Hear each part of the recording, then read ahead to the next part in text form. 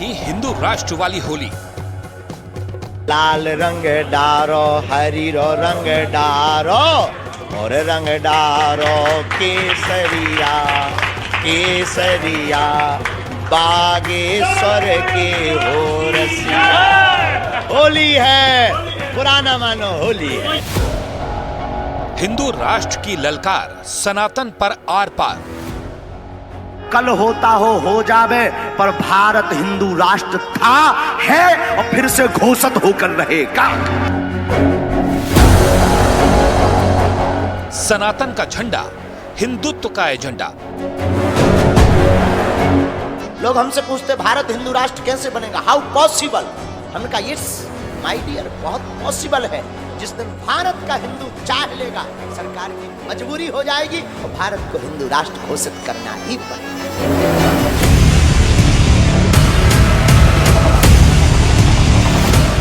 धीरेन्द्र शास्त्री का प्रण, हिंदू राष्ट्र पर रण।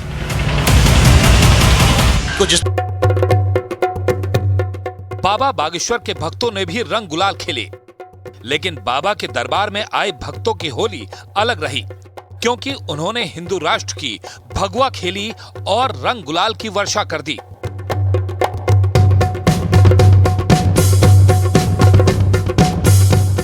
देश में होली की धूम है तो बाबा के दरबार में हिंदू राष्ट्र का रंग छाया हुआ है।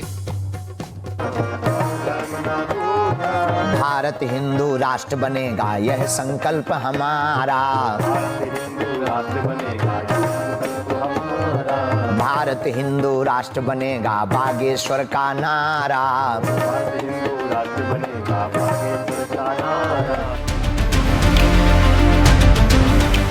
देश में इन दिनों हिंदू राष्ट्र का मुद्दा छाया हुआ है। कोई भारत के पहले से ही हिंदू राष्ट्र होने का दावा कर रहा है। 22 जनवरी को रामलला अयोध्या में पधारे और उसके बाद से ही बाबा ने इशारों में बता दिया था कि राम राज्य तभी आ सकता है जब भारत की पहचान हिंदू।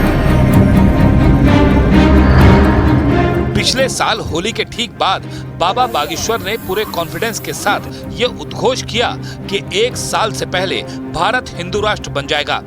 उनके भक्तों को भी बाबा पर पूरा भरोसा है कि बाबा जो कहते हैं वो जरूर करते हैं। सनातनी पताका लेकर बाबा बागेश्वर निकल चुके हैं। पूरे देश में वो हिंदू राष्ट्र के लिए क्रांति की मशाल लेकर चल रहे हैं। बाबा के हुंकार और उनका कॉन्फिडेंस देखकर भारत में एक बड़ा तबका घबराया हुआ है। उन्हें लग रहा है कि आचार्य धीरेन्द्र शास्त्री के इन बयानों से माहौल खराब होने का अंदेशा है। लेकिन आचार्य धीरेन्द्र शास्त्री ने हिंदू राष्ट्र को लेकर कंफ्यूजन को दूर किया है। उन्होंने अपने हिंदू राष्ट्र की परिकल्पना भी अपने भक्तों को बताई।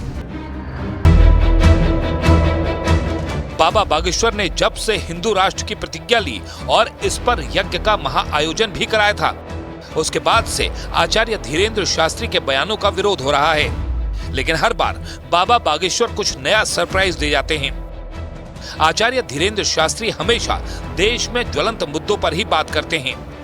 उनके बयानों की चर्चा सबसे ज्यादा सियासी हलकों में ही होती है और उनकी बातों से नेताओं को ही मिर्ची लगती है।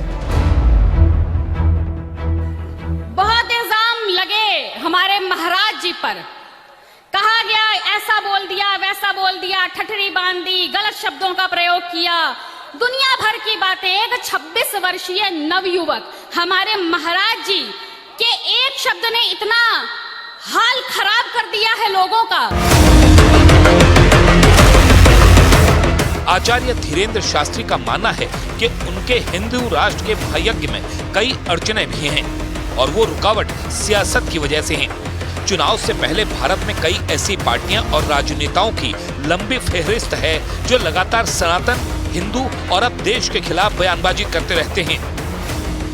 और बाबा बागेश्वर के मुताबिक उनके संकल्प को पूरा करने से पहले इनकी हार जरूरी है और ये तभी हो पाएगा जब राजनीति में इस पर चर्चा हो।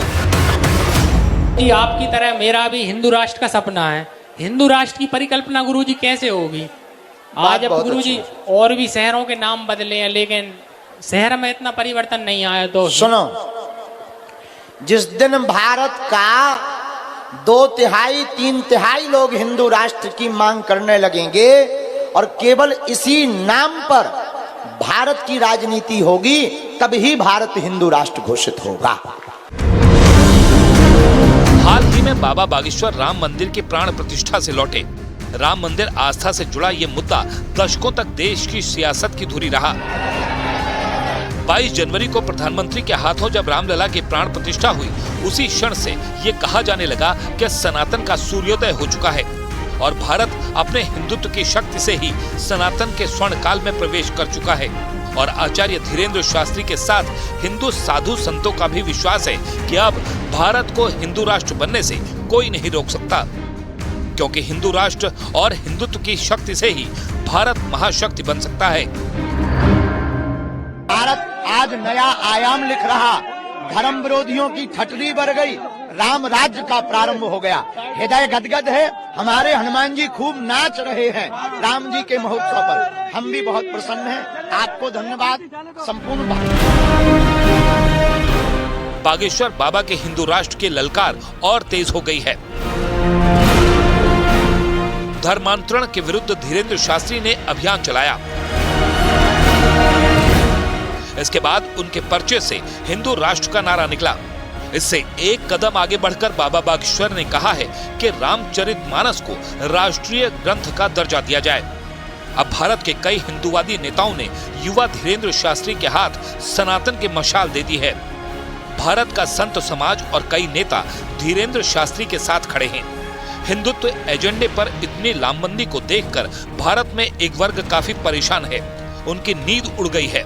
इसमें कट्टरवादी मौलाना भी शामिल हैं, जिन्हें बागेश्वर बाबा के हिंदू राष्ट्र की मांग से अखंडता पर खतरा नजर आ रहा है। धीरेन्द्र शास्त्री ने दावा किया है कि उन्हें नेता नहीं बनना, लेकिन हिंदुत्ववादी एजेंडे को आगे बढ़ाने के लिए धीरेन्द्र शास्त्री ने बड़ी सौगंध ले ली है। बाबा के तेवर देखकर कट्टरपंथी भड़के रहते हैं, लेकिन उन्होंने कहा है कि हिंदू राष्ट्र कहने का मतलब है कि सभी धर्म के लोग आपसी भाईचारे के साथ रहें। एक तरफ बाबा बागेश्वर के खिलाफ देश में मौलानाओं की फौज खड़ी हो गई है, जिन्हें बाबा का बयान भड़काने वाला लग रहा है, जिन्हें ये बर्दाश्त नहीं कि धीरेन्द्र शास्त्री सनातन की बात करें।